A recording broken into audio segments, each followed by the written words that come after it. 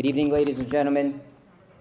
Thank you for joining us tonight on this special occasion marking the 30th yahrtzeit of Rav Pinchas M, Teitz, the illustrious founder of our institution and a true gadol b'Yisrael. I want to thank all of you for being here, and I also want to recognize the presence of Rabbi Anthony Knopf, the Rav of the Elmore Avenue Shul, where we are tonight. His colleague, Rabbi Shaya Winiars from Congregation Beis Hillel up the road, and Rabbi Shimi Steinmetz of Adat Yisrael on the other side of town in Hillside. I also want to thank and welcome the principal of the Yeshiva of Elizabeth, Rabbi Uzi Bir, who's here, Rabbi Ami Newman, the principal of our Mesivta as well, and of course, my dear and beloved Rebbe, Rabbi Yosef Blau, who is right here, as well as his wonderful wife, Dr. Rivka Blau, and Eli Teitz Goldstein, and Harris, as well as Yaki, who I see here as well. And there's a few other members of the family. I hope you won't begrudge me for not naming everybody, but it's a special kavod to have the Rav's children here, both those that are his spiritual and his communal children, but certainly his familial and biological ones as well. Rabbi Preil as well, I see here in the front row.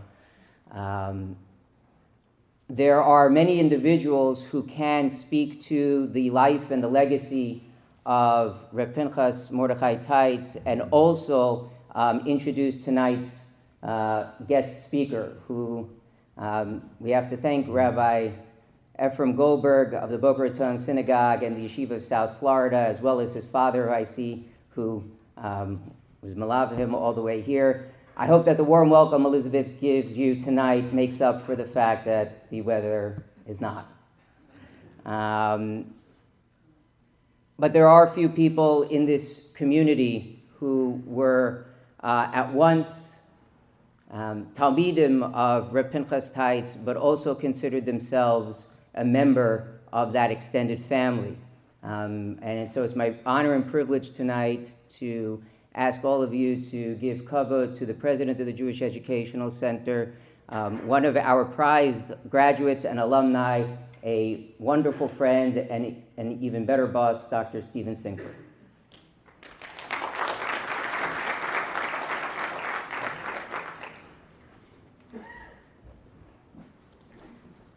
Thank you very much, Rabbi Shapiro, for that beautiful introduction. It's a very moving moment for me. I first entered this room in 1968 at the age of 12. Never in my wildest dreams would I have thought that one day I would be standing here and presiding over a commemoration of the 30th yahrtzeit of our beloved Rav Pinchas Mordechai Teitz.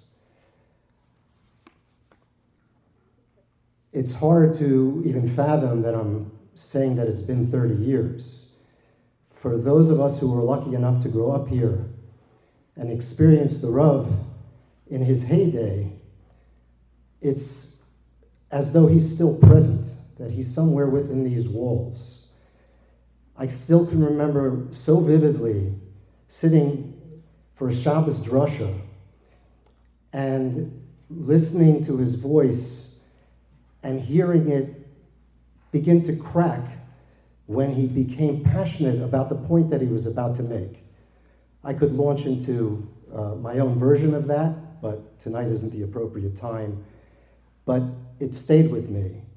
And anybody who was zocheh to have a Yom Kippur here and hear his ne'ilah could, as I swear, that the walls of this room would shake. And it's a feeling and a vision that will never leave me. As I said, I was zocheh to see him in his heyday. The Rav was a man of incredible vision, more so a man of action. He got things done. And he was probably the single most decisive individual that I ever had the privilege to interact with. He saw the vision of a kihila, a Torah community outside of New York that nobody else really could see. And he saw the place for building Torah education institutions outside the big cities that no one else could see, and he got it done. And if there was ever any challenge that he faced, that he was not successful in conquering, that is a story that I've never heard. I was uniquely fortunate that for some reason the Rav took a particular interest in me and my development during my years here in JEC. He was a tremendous influential factor in my personal growth. He decided when I was 15 years old that I would be the Balkori of the shul. He didn't ask me. He told me, "You will be our Balkori." Not long after that, Anita rose on a particular Shmini Atzeres for a Bal Tefillah for Musaf to bench Geshem. The older gentleman who had done it for years was not feeling well, and the Rav asked me to take the Amud. I said, "I don't know the Nusach, I can't do that." And he said to me, "You'll be prepared Pesach to bench Tal and refine your skills as a Bal Tefillah." When it came time to choose a yeshiva post-high school for the first graduating class of JEC that sent representatives, it was the Rav who said, you will go to Kol Torah. Rav Shlomo Zalman is there.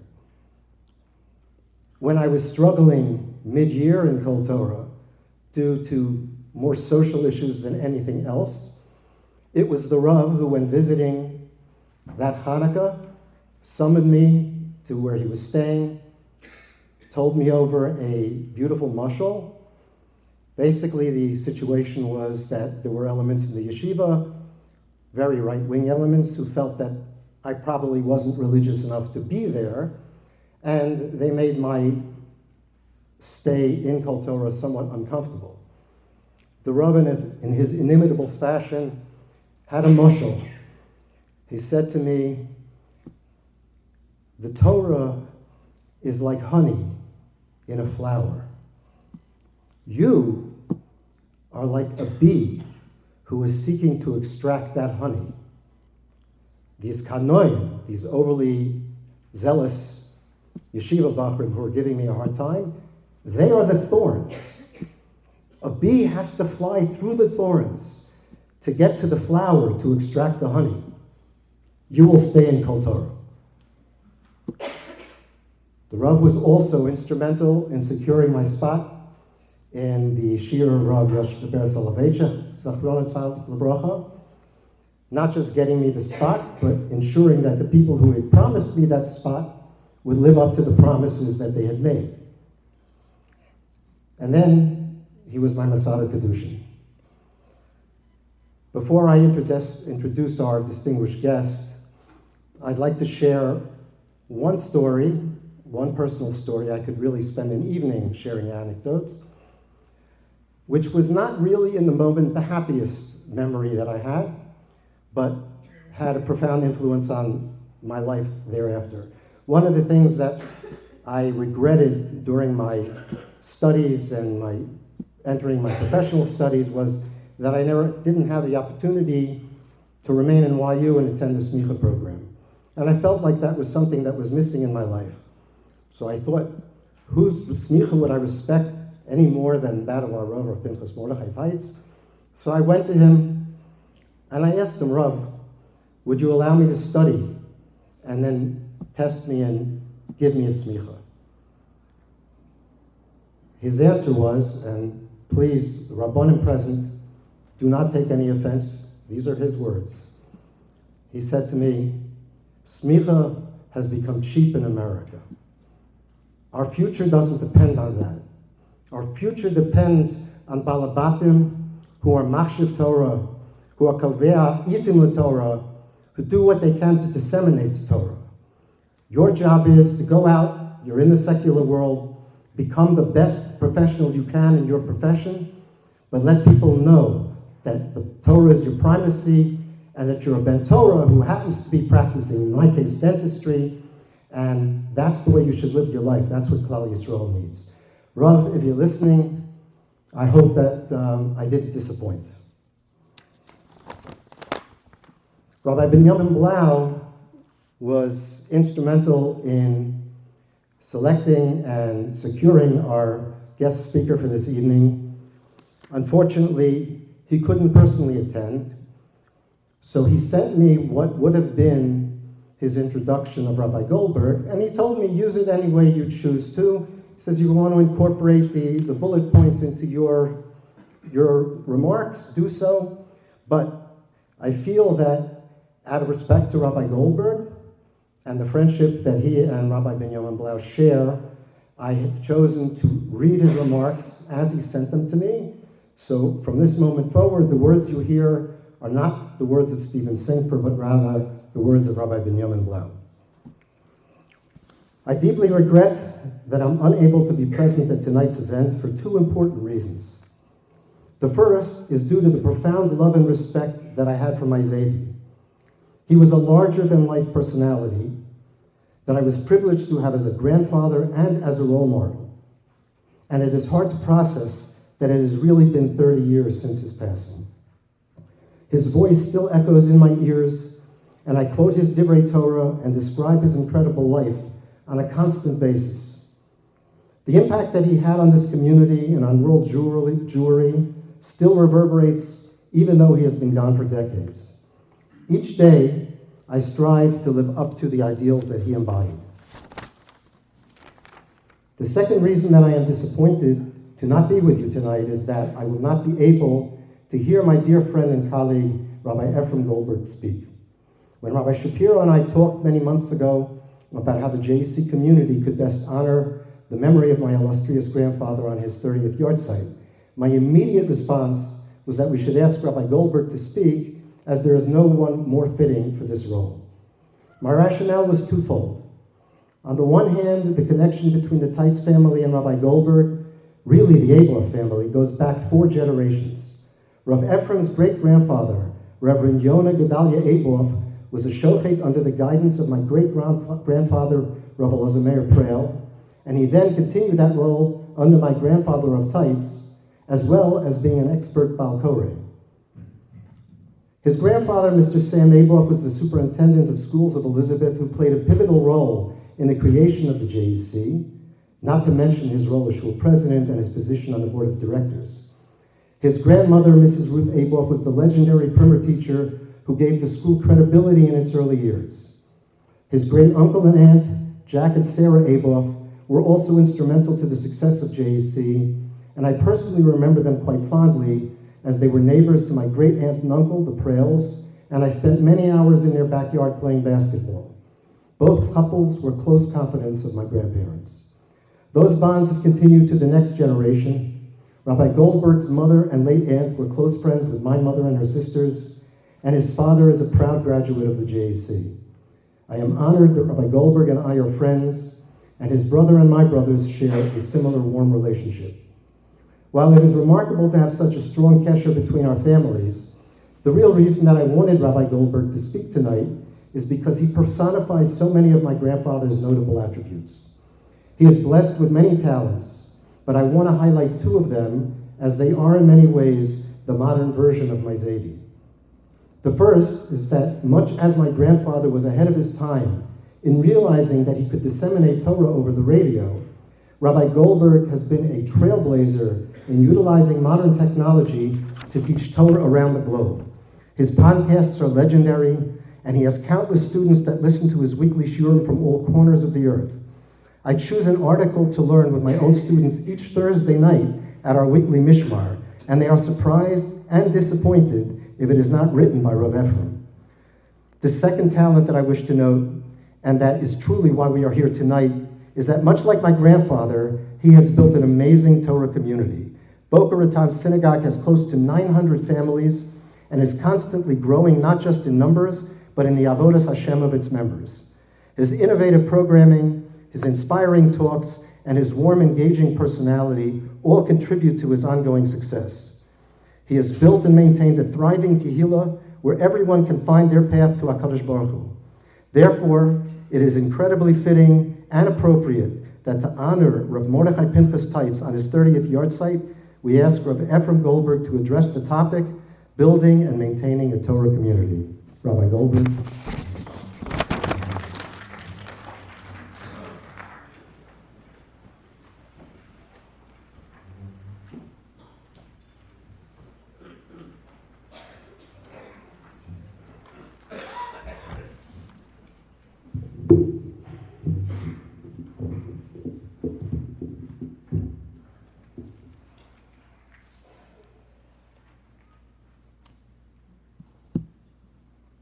I'm truly humbled to be standing up here. If you described how unimaginable it was in your youth, when I was a boy, visiting this shul on a frequent basis, Shabbos and Yantif, sitting right over there with my grandfather, looking up to my grandmother right over there, I can still see them at this moment. I never would have dreamt that I'd be in a position that I'd be standing up here, that I'd be receiving what is the ultimate compliment from my dear friend, colleague, mentor, Rav Binny Blau. To put me in the same sentence, to compare me at all, is a gross and egregious exaggeration, but a compliment nonetheless. And I'm so glad that my father was here to hear it. He may even believe it, but I know that I don't. I feel terribly inadequate in the presence, first B'shus HaRabbanim, of Rav Teitz's Chashuva family who are here, to speak about the Rav, to speak about Rav Teitz, to offer any reflections on this 30th yahrtzeit, to extract or extrapolate any lessons for today. Who am I and what am I in your presence? And so I ask you for forgiveness in advance if I don't capture adequately or precisely or do justice. But these are my impressions, and they are how I am inspired nonetheless, and so I appreciate. Rav Binny Blau actually took my introduction. I was going to say, why am I here? I'm not a historian, certainly not a contemporary of the great Rav Teitz Zatzal. Didn't grow up in Elizabeth. Who am I and why am I here to present to you this evening? But as he captured about my family connection to this place, how my great-grandfather, the Shochet in Kishinev, came to Elizabeth before Rabbi Teitz to be the Shochet of Rabbi Preil, and stayed under Rabbi Teitz in that capacity. My grandparents who were here and so close with the Teitz family. My mother, should be well, was a miracle baby after several miscarriages of my grandmother. And she related to me and has the picture to prove it, that when she was born, and her parents were so overjoyed by the miracle of her existence, and when she came home from the hospital, this little bundle of joy, so fragile and new, before she actually went home, on the way home from the hospital, my grandfather stopped at the Teitz home for Rabbi Teitz to meet their new bracha, to give a bracha that she'd be healthy and well. And that was the closeness, that was the connection, that was the awe, and that was the admiration in which my parents, my grandparents held and hold the Rav. My mother's a product of this shul, this community of Rav Teitz. As was said, my father, who I'm so honored, came with me. And it's not easy with the weather conditions and the travel, but he insisted and he said to me, such hakar satov, that we, our family, he feels even in particular himself as a graduate, such a sense of a debt of gratitude to the Rav, to Rav Teitz, to this community and to this institution. It's really an honor that he is here. Rav Teitz was their Masada Kedushin, and so my parents, by extension, my siblings and I, our whole family, are products of this community of Rav Teitz Zatzal, and so this is an enormous, enormous honor. There's so much to say about Rabbi Teitz's biography, about his background, about his history, about his illustrious past, about his yichus and about his family, about where he comes from, the shlach, the levush, the marshal, the connection to the aderes, his relationship with the Rogachover and the Meshech Chochmah, his learning in Panovich and Slobodka in connection with Telz. There's so much to say and so much to tell. Most all of you are familiar with it, and if you're not, certainly you should read and memorize Dr. Blau's incredible book, Learn Torah and Love Torah and Live Torah, to see it. I'm not here, and I'm not the person, the authority, to give you a comprehensive biography, to mark this meaningful milestone, this 30th yahrtzeit. So I'm not here to give you a retrospective. I'm not here to talk about the past, but rather what we can glean and what we can learn prospectively. HaRav Teitz should be the standard, the torchbearer, by which we measure the success of every Rav, our mission, our obligation, our responsibility, our achrayus. I think Rabbi Teitz's life and legacy should be taught in every smicha program, and every Rav should be handed a copy of that biography to understand the possibility, to understand our power, to understand the influence and the impact, to understand the responsibility that we have.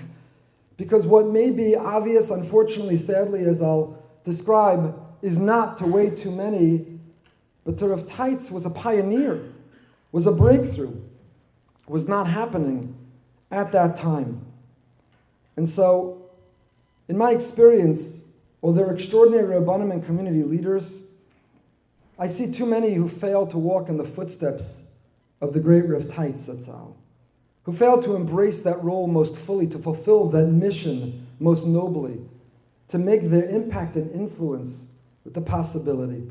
And so I want to spend our time tonight, and I was not given an end time, which is very dangerous to a rabbi whose flight is not till the next morning. I have nowhere to be. But I'll try to do it in not too long a fashion, to articulate what I think was most outstanding about the Rav. As a Rav, as a communal leader, what informs and inspires me personally, my Rabbanis, every day. I'm not exaggerating, I was tempted to bring it here to prove it to you, but on my wall, immediately next to my desk, is a picture. I have a lot of Gedolim. I'm privileged, someone in the community who has a hobby of collecting kisvei yad. And he has pictures of Gedolei Yisrael with their authentic, original kisvei yad, some of the greatest Gedolim, not only of the last generation, but going back, Reb Chaim Oizer and others. But next to my desk, looking over me, and I look every day for inspiration, is a picture I have of my grandfather and my grandmother, Sam and Ruth Aboff, Aleim HaShalom, Meir Dunn, and Rabbi Teitz. It was when a school here in Elizabeth, a public school, was named in memory of my grandfather, and it was at the event commemorating and marking it. And it's a portrait of the four of them on that stage. And that's what I look at. It informs and inspires my feeling and my sense of responsibility every day. And I hope and I think it should be the standard for my colleagues as well. A Rabbanis based on courage, on activism, on achrayus. A Rabbanim that projects malchus. A Rabbanis that's trying to build community and kehila. A responsibility for the next generations of chinuch and chanach lenar al pi darko. A Rabbanis that reflects never having arrived and never being finished, never being done and never being complacent, but rather always looking for the next growth opportunity. A Rabbanis that's built on dreams and vision and challenges. A Rabbanis that communicates and transmits the timeliness and the timelessness of Torah for every generation, but for that one in particular. Those are the themes, those are the ideas, those are the lessons I think that come from the Rav, and that's what I want, if you'll allow me to elaborate on a little bit this evening. So number one, the capacity to blend and to find a balance between old world Torah and the modern world in which we live. Certainly in 1935, the year in which the Teitzes got married, Torah in America was anemic. The institutions, the infrastructure wasn't there. Few institutions, little support, few role models. And if you were a betting man or woman in 1935, you would have bet against the future of orthodoxy. You would have not have seen a bright light, a bright future that was coming.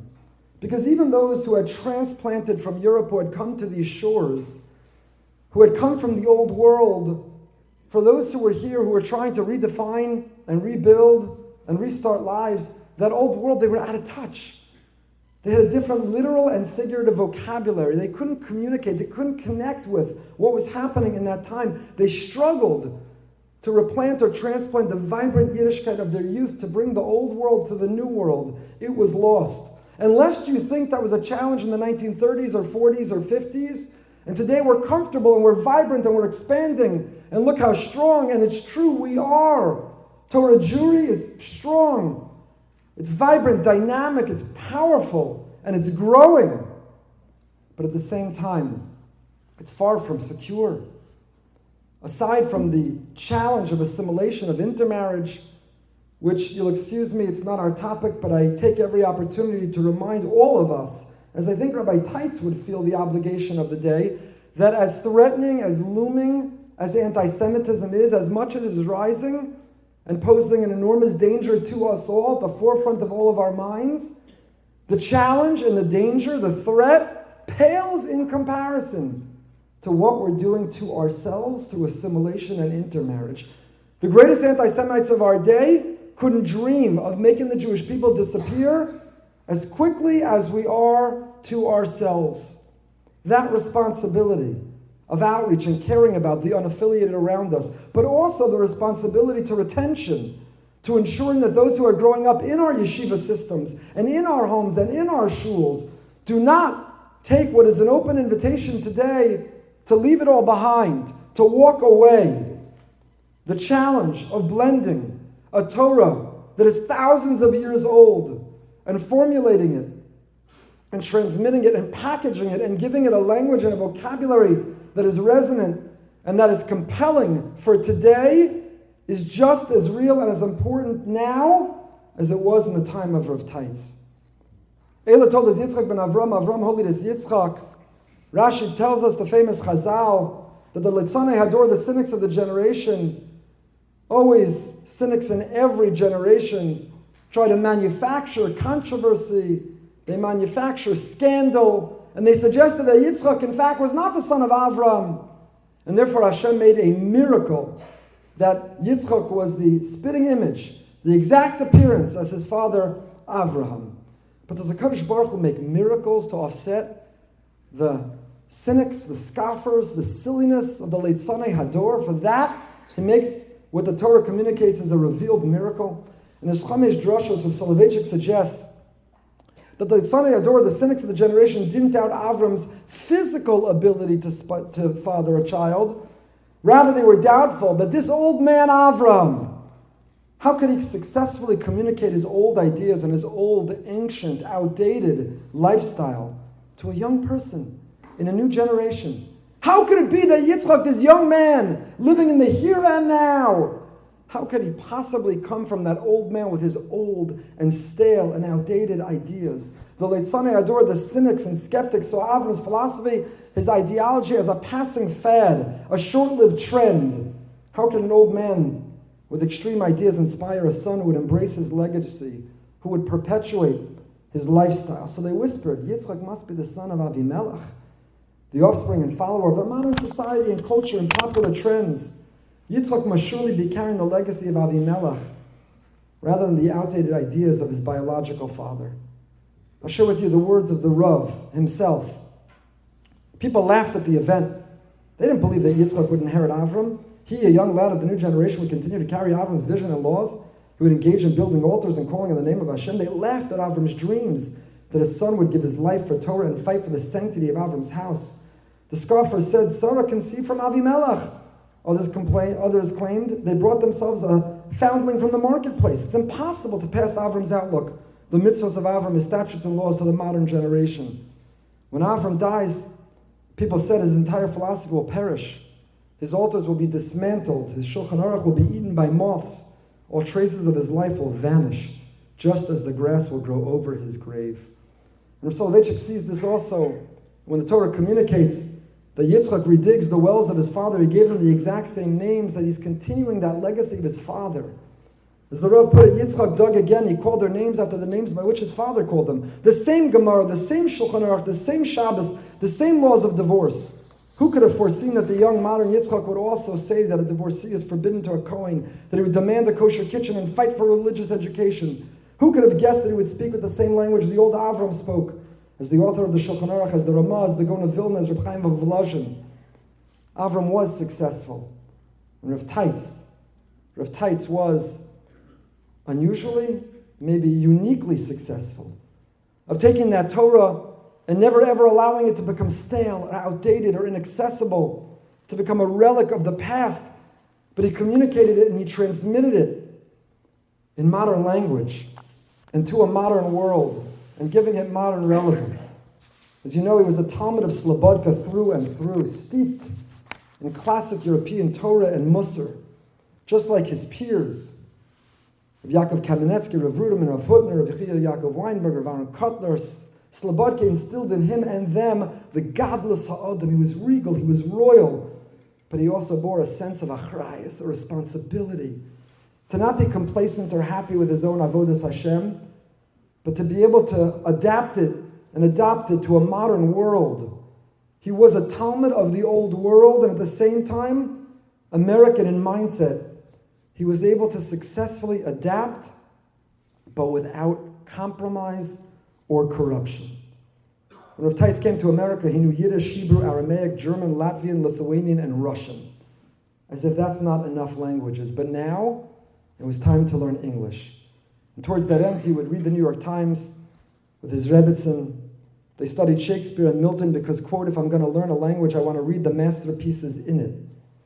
He realized quickly that Yiddish sermons, they didn't resonate, they didn't land to the audience that he was now speaking to. So he worked with his Rebbitzin to transliterate his drushas from the Yiddish to English. He would write them phonetically in the Hebrew language and deliver them until he picked up a masterful English himself. His slogan, be modern, be orthodox. Not modern orthodox, be modern, be orthodox. Fully rooted in Torah and fully engaged in the best, extracting the best of and contributing meaningfully to the modern world. That fusion, that capacity to blend and integrate uncompromising Masorah with communication in the language and idiom of his time, that was central to his effectiveness, it was central to his legacy, and it is critical to our time. He showed that you can be traditional in dress. My mother said that growing up, all the years in his home, she never saw him not wearing his frock, not looking regal and royal. She never saw him in a casual way, slobodka through and through, traditional in dress, and halacha, and hashkafa, and outlook, and yet forward-thinking and contemporary. He promoted high-level education. He promoted being a person who's not complacent or satisfied with mediocre, but striving for excellence, embracing technology and the best of modernity. And why do I say that's a critical lesson for today? It didn't end 30 years ago with his passing, because we're seeing in our time, sadly, I believe, that it's so easy to fail in one direction or the other. To live in the extremes is easy, but it's a gross, gross failure. It's easy to embrace modernity and to compromise on our Masorah. It's easy to adopt the ideologies of the day, what's popular, what seems progressive or woke, what seems the world is trending in the direction it's going. It's easy to be attracted. It's easy to speak a Yiddishkeit that will be received by the modern world if you're willing to compromise into modern values. And it's easy to be extreme in holding on to the past, in being rigid, in being firm, in being inflexible, in not willing to change, even in just the way that we communicate. To live in the extremes to a certain extent is easy. It's hard. It's hard to find that balance. It's fragile. And a person has to be willing to be vulnerable. It's delicate and it's complicated. And it's who Rav Teitz Zatzal was. And it is our responsibility to look at the world, to look at the students in our yeshivas, and to look at the balabatim in our communities, to look at those who go to shul, and to look at those who've never been in a shul, and to find a way without compromise and without corrupting our Torah HaKadosha, our Masorah, but to be able to couch it and communicate it in the language and the words of today. David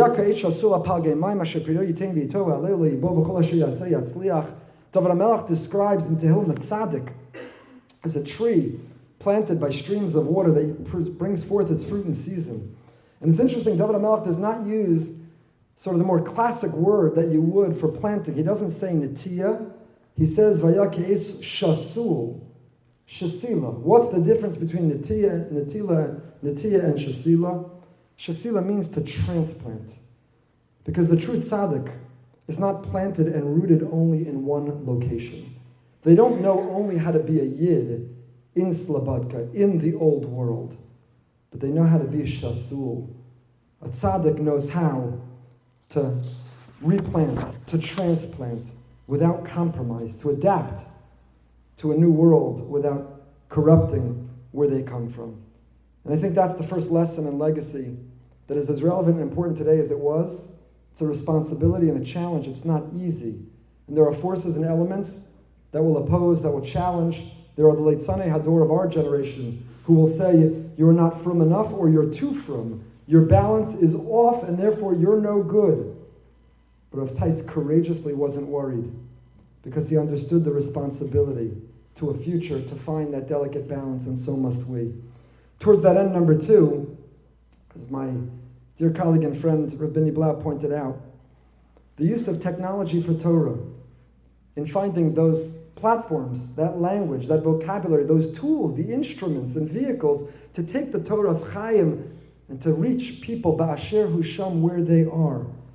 January 17th, 1953, the first broadcast of the Daf HaShavua radio shir on WEVD. Weekly in Yiddish, controversial at the time.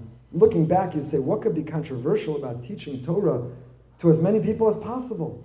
But who knows who's listening, and maybe you're compromising. And that was exactly this delicate balance that we were just referring to. But Rabbi Teitz, he wasn't worried. He didn't look over his shoulder, and he wasn't concerned with what others would say. He had the haskama of Major Gedolim, Rav Moshe, Rav Aaron Kotler, Rav Eliezer Silva, the Sridei Eish. The shir was syndicated in many cities around the country: Boston, Chicago, Detroit, LA, Miami, Montreal, Philadelphia, and beyond. And Mistama, you know the story. The first siyum they held, not knowing how many people would come, how many were really listening. 1,500 showed up. The government in the McCarthy area was carefully monitoring all programming that was in any language other than English. And they reported that there were 250,000 listeners. You tell me anyone who has a podcast, anyone who's broadcasting or streaming a shir, what they would give to have those numbers today. With all the marketing and advertising tools, with all the optimization and tagging and whatever shtick people are using, Rav Teitz had none of it. What he sold was authenticity and truth, the truth of Torah. And boy, did it sell. 250,000 weekly listeners. That shir had a mastery of Gemara and Mefarshim woven seamlessly, but it also always contained a lesson. The sugyas were tied to current events and to contemporary issues. They showed that the Torah is not a relic of the past. The Torah is the lens through which we see and perceive and understand, and it empowers us to navigate the world today. He understood that, and he embraced that. And he did it to reach people ba'asher hu sham. I only knew this in preparing this. I read that his motivation was the Yiddishists who were towards the end of their life, who had abandoned the life of Torah and mitzvos, but who had dug their heels so deep that it would probably be difficult to reach them, to get them to admit the error of their way, to be willing to come back and begin to observe. So the Teitz realized, you know where I can get them? Not in the public square where it would be humiliating and shameful, but in the privacy of their home, where no one was watching, but the Pintel Yid inside them might be drawn to listen to a Blat Gemara, to that authentic Torah, to reach people ba'asher husham. Right? Teitz understood that if you want to secure the future of Klal Yisrael, you don't talk to people where you wish they were or where you want them to be. You speak to them where they are. And you raise them, you paint a picture for them. You charge them with the power and the energy of Torah. Ba'asher husham. Torah tells us when it comes to the Aron, Vasisa Badei Atzei Shitim Mitzipiso Osam Zahav, the Aron had loops in which the poles were placed, and they remained there, Le'asuru Mimenu, and Rashi says, Le'asuru La'olam. Those poles were placed in the Aron, and they were used to transport and to carry it, and unlike other Kalim of the Mishkan, they were never removed. What's the meaning? What's the significance? That the poles of the Aron were there in perpetuity. Li'olam, never removed. Listen to what Rav Hirsch says. Because the Aron carries the luchos. The Aron represents Torah. And Torah must always be ready to be transported. Torah travels with us. Lest you say, where is real Torah? That's in that city, that's in that community, that's in that decade or that era. That's in the past of the old world. Where is Torah? Only in shul, or only in the Beis Medrash. Says Rav Hirsch, the Torah had the poles. The Torah was ready to travel. The Torah was portable because it came and comes with us wherever we go. It informs and inspires our lives wherever we are. Rav Teitz understood that, and he used the tools to transport Torah into the living rooms and into the homes of anyone who would listen. He was a brilliant visionary. He wasn't ahead of his time. He brought it to his time. And in our time, we're seeing just how right he was. The use of technology to reach people. It's interesting because I don't know if you get it, Art Scroll puts out each week a newsletter, Divrei Torah on the Parsha based on different Art Scroll books. And the back page of it this week, I don't know if anyone saw it, it came from Art Scroll book about history, and it was recalling Corona, the coronavirus, how we lived and the Gedolim that we lost, and earlier pandemics in times of earlier Gedolim, Rav Kiva Eger and others. And it talked about, it didn't really reference it, it couldn't, it hinted, it alluded, how we adjusted to figure out that even though we were shut down and locked down and isolated from one another, that we can continue to learn Torah. That was technology. And without it, how much Torah would have been lost, wouldn't have been learned, time would have been wasted. How many pivotal and critical years of our children and youth, they wouldn't have been connected. The Aron had poles that's transported to wherever we go, wherever we are, it's portable. And Rabbi Teitz understood that. The Torah tells us in Parshas Kisava, that when we cross the Yarden, we're to put up these great stones. What do you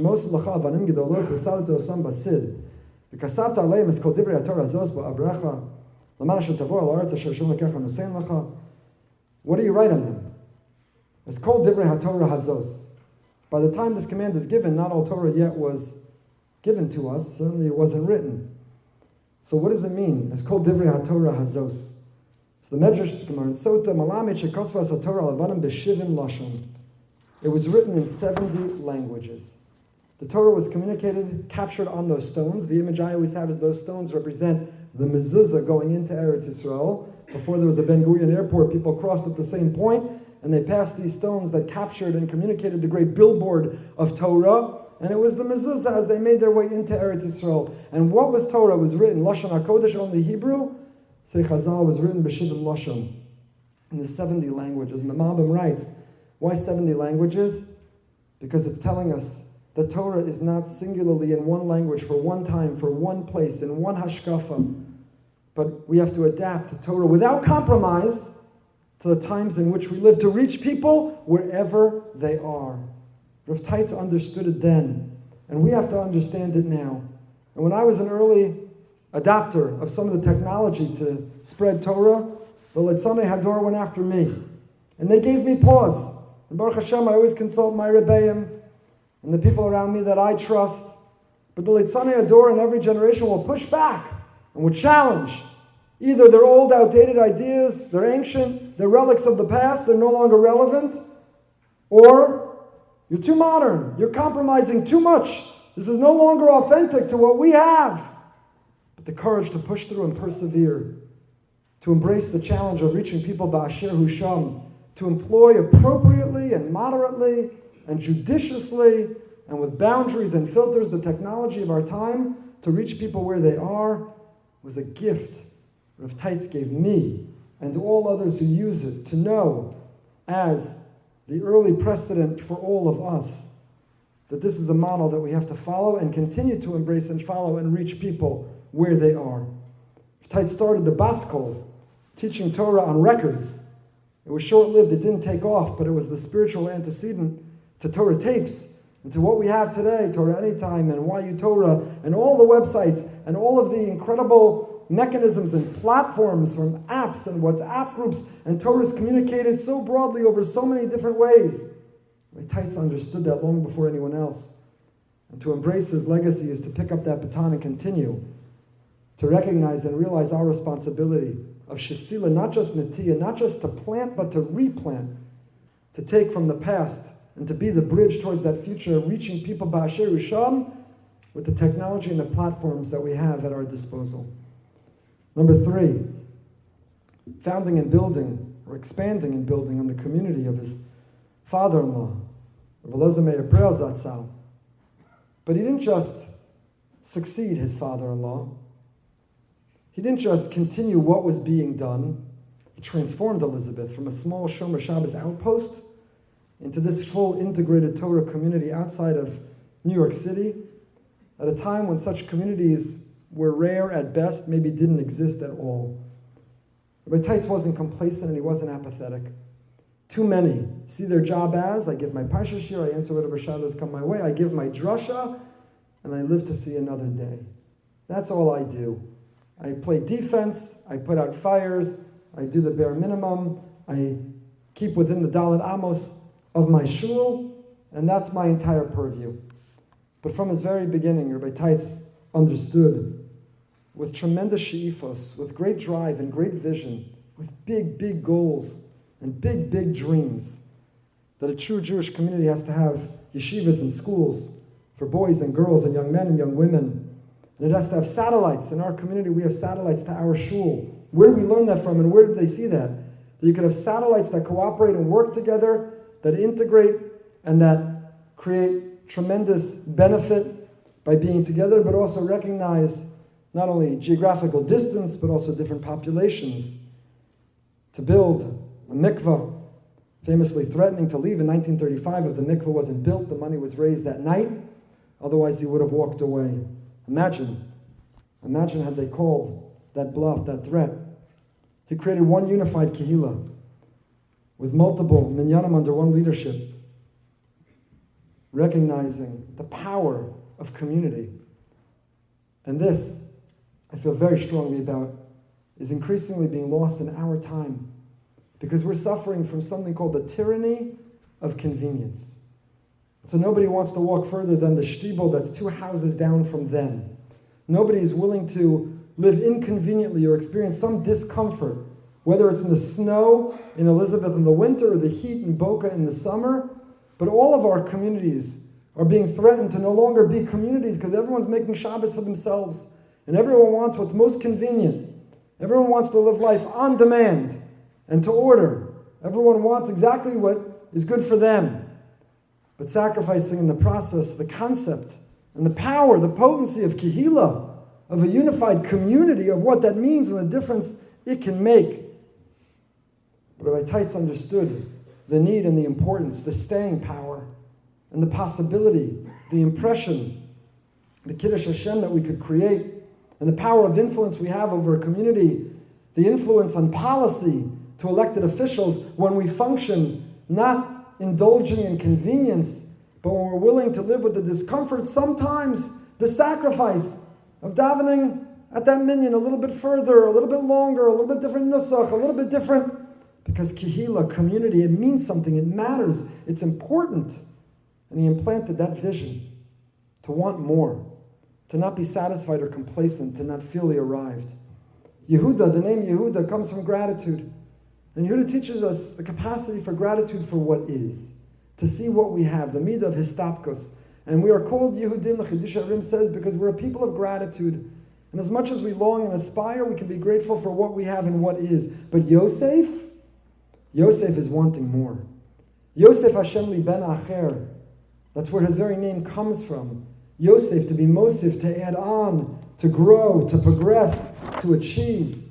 Chosev Lublin says that Chanukah corresponds with Yosef HaTzadik because on Chanukah we pass on like Beis Hillel. We're Mosif v'holech. We've never arrived, we're never done, we're never finished. It's the next idea, the next dream, the next vision, the next program, the next minyan, the next satellite. It's the next person whose life we can change, to always add on. Yosef was the great dreamer. And having dreams, it's risky. It can be filled with disappointment if the dreams don't come to fruition. To have dreams makes you vulnerable to articulate them when people will oppose them or challenge you or tell you why they'll never happen. It takes much more work to be a dreamer. To just show up, do what you have to, and go home, that's easy. Just deliver, stay out of everyone's way, don't have anyone pay attention. To have dreams, to be a builder, to have vision, it's work, but it's worth it. Rabbi Teitz taught us. Yosef teaches to never be satisfied with what is, but to always seek and desire to add more.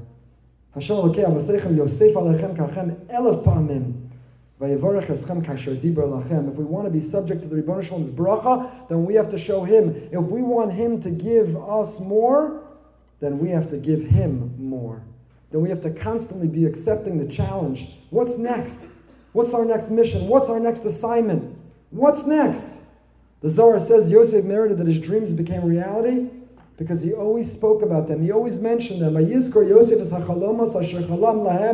was always talking about his dreams. He was recruiting other people to dream with him, to build and bring those dreams to reality and fruition with him. Rabbi Teitz was a dreamer in a generation, a time where people looked around and thought they saw a nightmare. He had dreams, big dreams. When others were pessimistic, he was optimistic. When others were critical and condemned, he complimented and he built up. When others saw there was no path forward, or they were happy with what was, he saw what could be. And he built not only this community, but those who were the spiritual offspring of it. And to walk in his footsteps, to follow in his legacy for Rabbanim and community leaders alike, is to be Yosef, to be Mosif, V'holech, Vayiskor es Chalomos, to remember and repeat and articulate and shout and celebrate and sing our dreams and our visions, to never arrive, to never be done, to never be finished, to never be complacent, but to always be building and always be expanding, always be doing more. Number 4, a Rav, not just as a teacher of Torah, a posek, which certainly Rabbi Teitz was par excellence, but a Rav as a CEO and a visionary. Ves Yehuda shalach lefanav al Yosef lahoras lefanav Goshna ve'evo artz Goshen. We read yesterday that Yaakov, when he learns that Yosef is still alive, and he anticipates, he plans for when he and his children are going to make their way to Mitzrayim, he sends Yehuda ahead of them. He says, go quicker, go faster, get there first, go to Goshen. And Rashi quotes Chazal, tells us why. Goshna, what's he supposed to do there? Build a Beis Hora'ah, build a yeshiva, build a network of schools, build a place of Hora'ah, of Psak Halacha, build a place where the Torah will inform and inspire and illuminate life and the lifestyle we're meant to live. I saw the Tifer Shmuel Berenbaum, the Rosh Hashiva, the Mir Brooklyn Zatzal. Others asked the same question. Yibadul Achaim, I saw Rav Mishor's new sefer asked this. Nezer Parsha. Yehuda, if you're going to open a yeshiva in Goshen, among Yaakov's children, which do you send? Maybe Levi, tribe of Levi, the Kohanim, they are the teachers of Torah. They don't inherit a portion of the land in Israel because they have community kolam. Their whole job, their mission, their purpose is to teach Torah. Send Levi. They'll be the Rosh Yeshiva. We know Yisachar. Yisachar is Villan relationship. Yisachar stands for being steeped in steiging in Torah learning. So why didn't Yaakov send Levi? Why didn't Yaakov send Yisachar? Why did Yaakov, when he's headed down to Gullus, when he's going to this place of moral decadence and decay, this place of moral corruption and compromise, when he's going to navigate this diaspora and exile, the darkness of the Gullus of Mitzrayim, he doesn't send Levi, and he doesn't send Yisachar, he sends Yehuda. Says the Tifer Shmuel, you know why? Because Yehuda is Malchus. Lo yaso shevet mi Yehuda. Yehuda is royalty. He's regal, he's dignified, he's class. And if you want to make an impression in the Gullus, if you want all those to know that you've arrived and that Torah stands tall and proud, that Torah has something to say, that Torah doesn't demand respect, but it commands respect, then you send Yehuda, you send Malchus. If Teitz Zatzal was Levi, he was Yisachar, an incredible Talmid Chacham, posek, certainly. But he was a visionary who carried himself with Malchus. And here I draw from my own childhood memories of sitting right over there and looking up on this bima and seeing the image and the aura of Rav Teitz Zatzal, that regalness of Slobodka, the royalty of Klal Yisrael, the dignity with which he carried himself always, everywhere, without compromise. Without compromise. It's how he carried himself, and it's what he not only demanded of, but taught and modeled and inspired in us the dignity of Orthodox Jews. That to be a Torah personality is not to be schlocky and Hamish. To be a Torah personality is not to be satisfied with mediocrity or to give a certain impression that lacks dignity.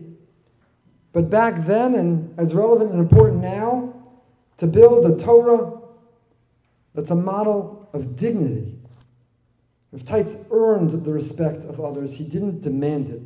And he taught that living a Torah life commands respect, it doesn't demand it. He wasn't just a Rav and Posek, he was a visionary that built institutions in that image. And that was the seriousness and striving for excellence he brought to every detail, the architecture and branding and structure of this shul. Exactly how many steps would lead up to the front door, reminiscent of a Beis HaMikdash, a shul that won a prize of architecture.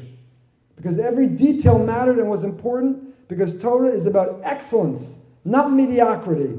It's about dignity and it's about class, if it's going to leave the right impression on the people and on those around us. That was the Slobodka in him. And that's what he taught us, Rabbanim community leaders, a clear lesson to push beyond our comfort zone, to go beyond just, and I don't mean to minimize, because of course it's critical and primary. Teach Torah, do chesed, give psak in halacha, give the drasha. Critical and our primary role, but not to see ourselves as limited to it. To have big dreams and big vision and big responsibility. And to be big builders who carry ourselves and who represent, who appear and who project the dignity of a Torah Jew. Inspire and empower that in others. Number 5. You're all curious how many numbers there are. So am I. We'll see how many. Number 5, activism. Activism. That's a word that's not usually synonymous with Rabbanim. Activism. Not to suggest that Rabbanim are passive, but often, and today way too many, want to play it safe. Don't want to take a stand. Don't want to be at the forefront. Don't want to be on the front lines of fighting for the causes and for the people who need it and who deserve it.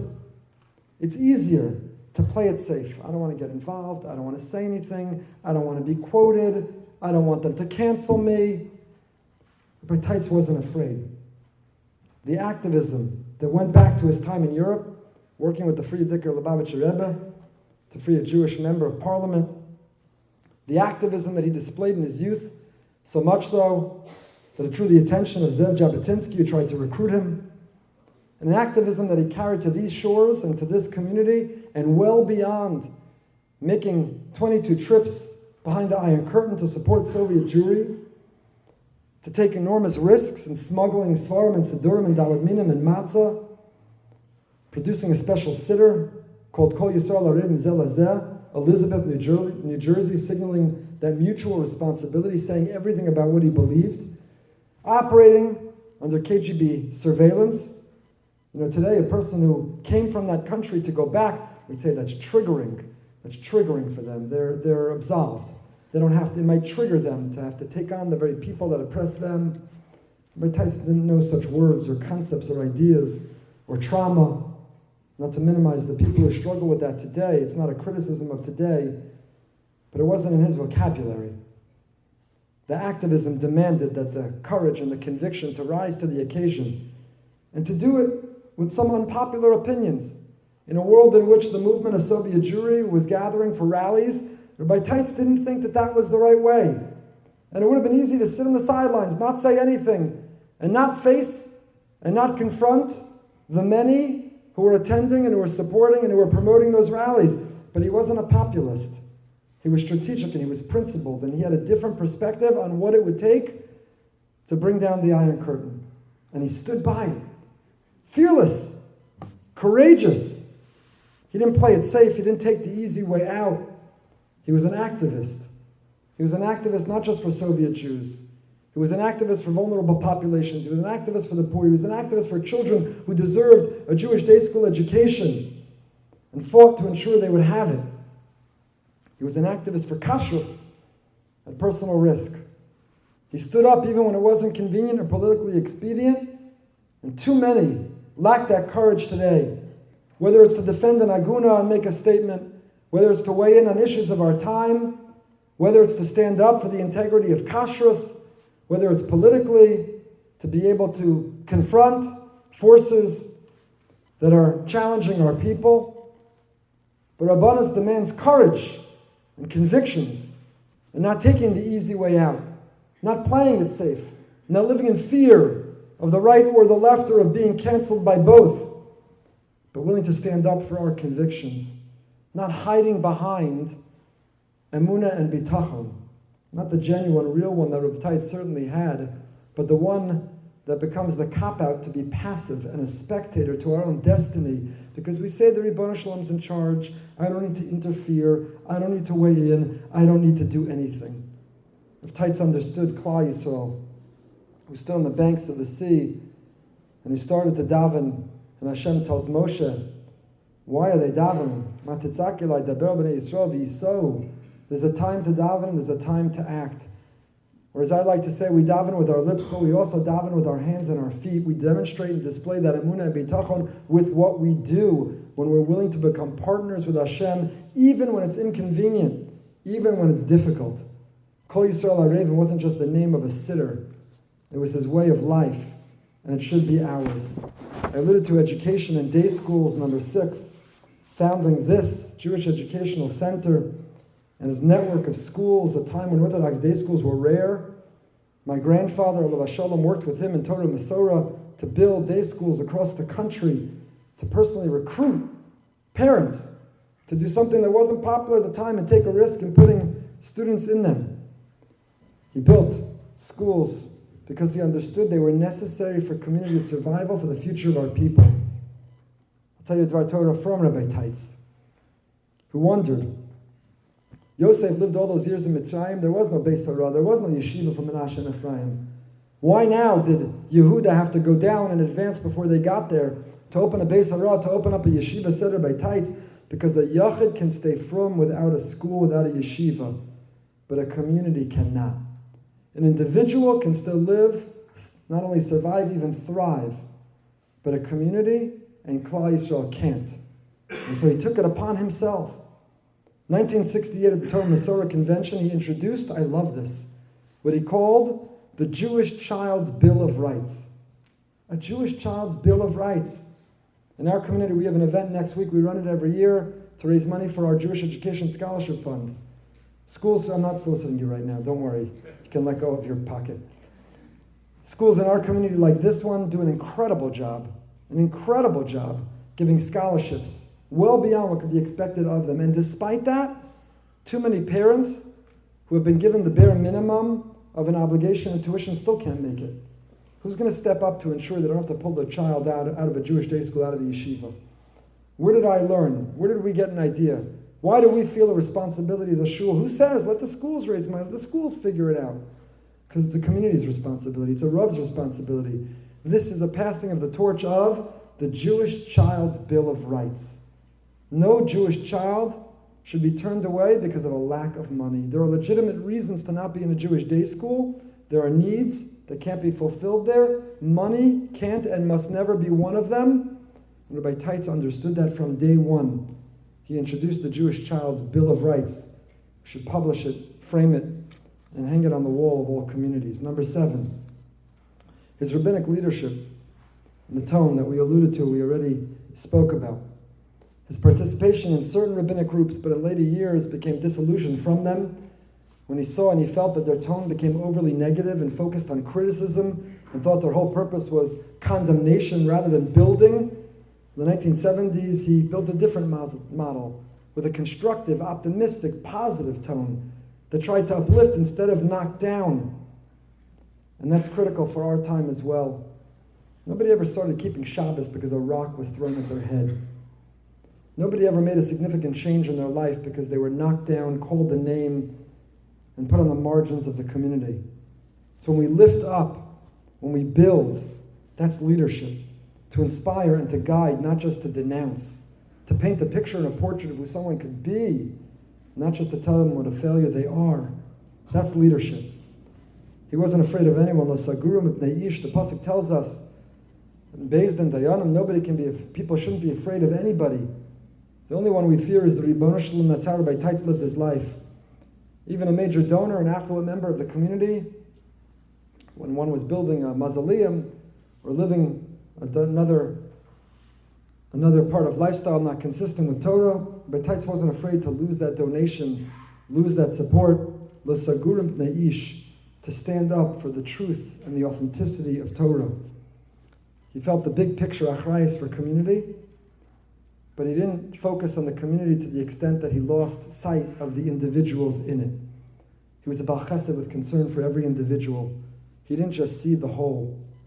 And he recognized and respected that he came from Panovich, Slobodka, Telz, but there's a lot of drachim, there's a lot of shvatim, there's a lot of perspectives to Torah. Yesterday we read, I'm winding down.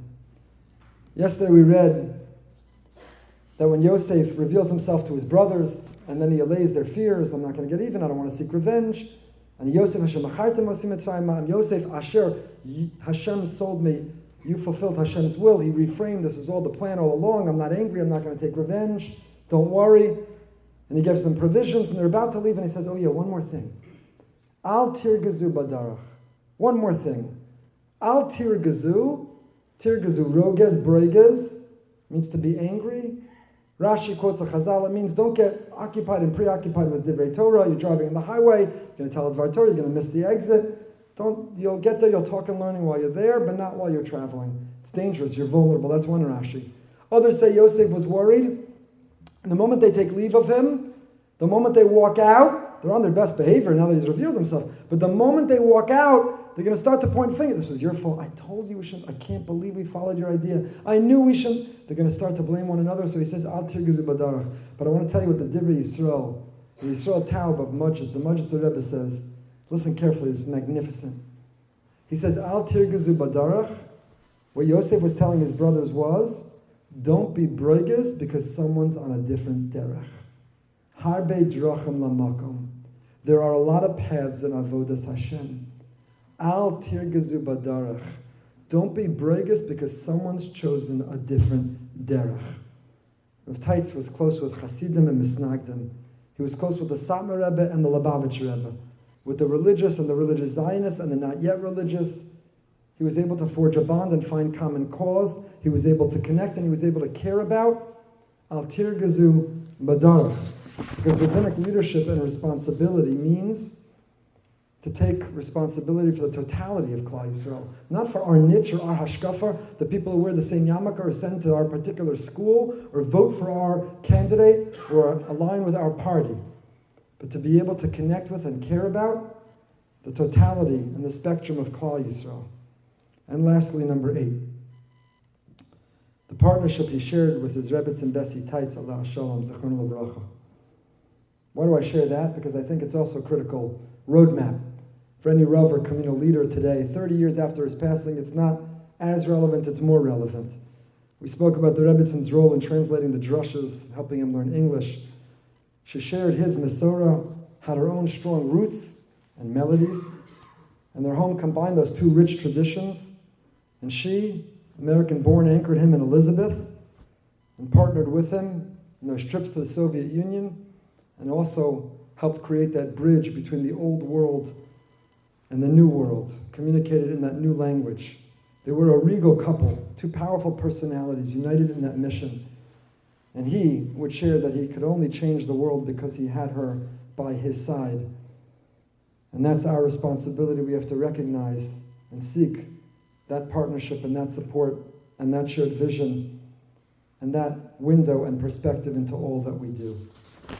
And so there's so much more to share about the Teitz's life and biography, his background, but the illustrious family who continue his work and his ways. But to me, this is what I take away, what informs and inspires me in my Rabbanos, and I hope is a little window into what I think is so desperately needed today. Rabbanim who have courage and conviction, who take achrayus, who have vision and who have big dreams and talk about them. Rabbanos that uplifts and that builds and that inspires. A Rabbanos that doesn't take the easy way out and doesn't hide and doesn't live in the shadows or in the margins, but proudly and courageously takes responsibility to transmit the timeliness and the timelessness of our Torah, to reach people ba'asher husham where they are, not where we wish they were, using the platforms appropriately to help find them and bring our Torah to them. And if we all, in this 30th yahrtzeit, can take a little bit and follow just somewhat in his ways, and the future of Torah and Yiddishkeit will indeed be incredibly, incredibly bright. Thank you for this opportunity.